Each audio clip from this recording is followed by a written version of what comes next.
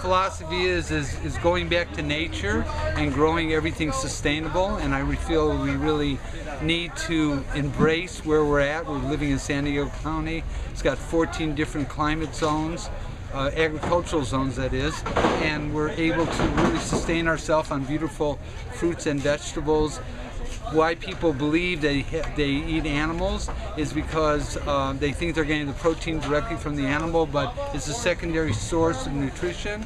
What we really need to do, in my belief, is go directly to nature where the animal eats its food right from the chlorophyll of the vegetables, and that's what sustains the animal. And so as a result, it will also sustain us. And it's a greater way of optimizing your health and living in harmony with all creatures. We are truly plant people, and we will live sustainably for much greater periods of time when we eat fruits and vegetables rather than animals.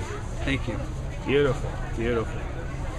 Tu maldad no tiene nombre, pero ha llegado sin piedad el contragolpe.